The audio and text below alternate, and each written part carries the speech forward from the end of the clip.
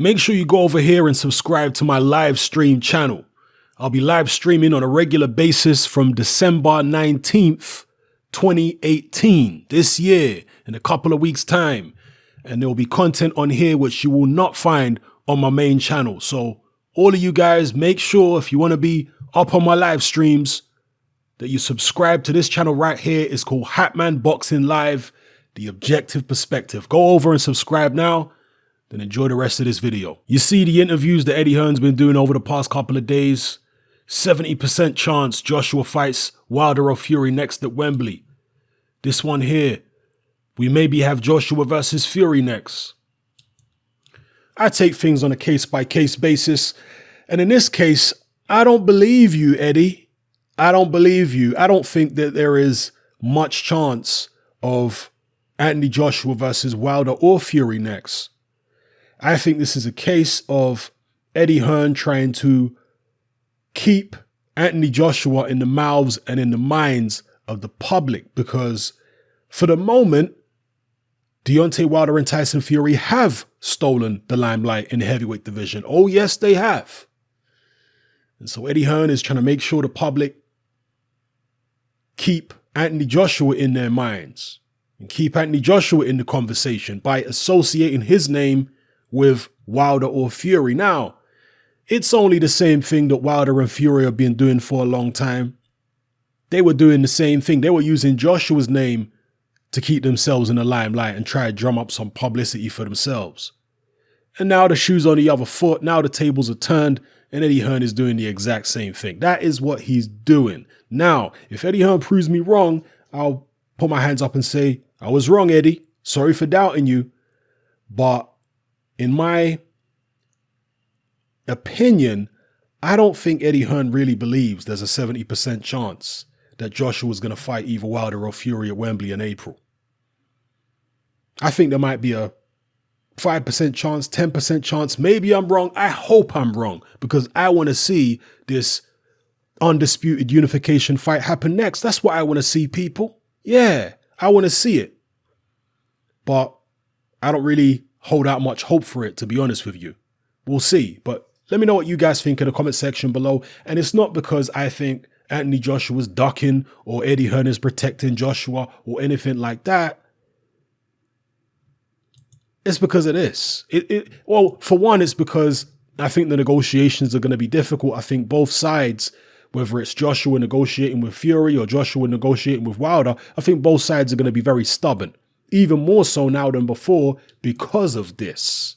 Because of the fact that Deontay Wilder's coming out talking about he would face Fury in a rematch 9 times out of 10 before facing Anthony Joshua.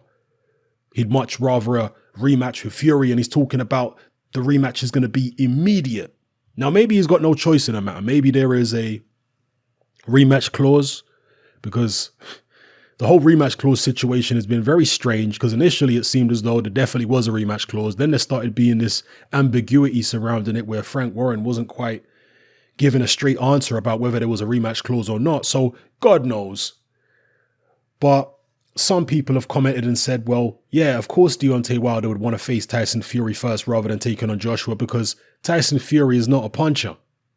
Tyson Fury caught Deontay Wilder several times, bang on the chin with a right hand, and Wilder stayed on his feet.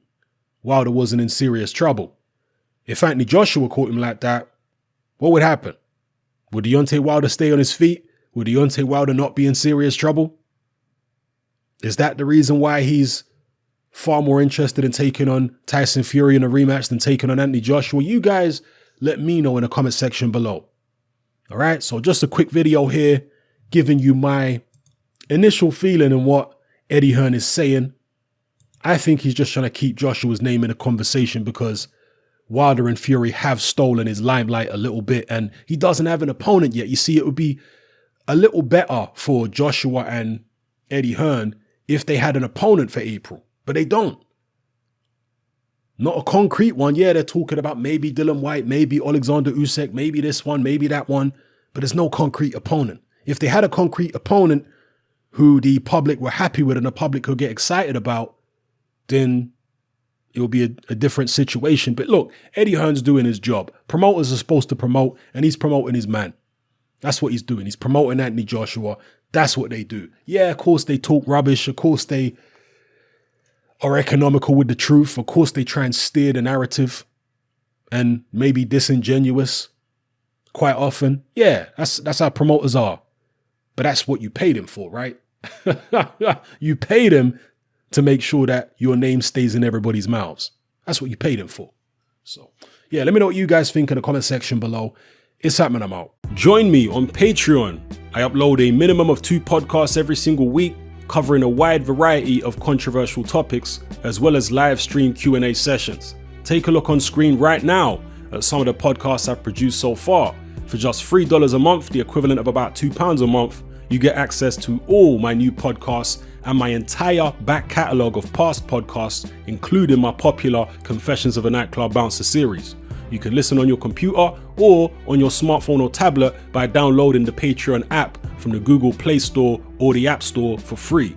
The Patreon app also allows you to download each podcast in MP3. For less than the price of a cup of coffee, you get access to dozens of hours of exclusive content. It's easy to sign up, there's no contract, and you can cancel at any time. So come and join our community of free and critical thinkers by signing up with me here on Patreon today.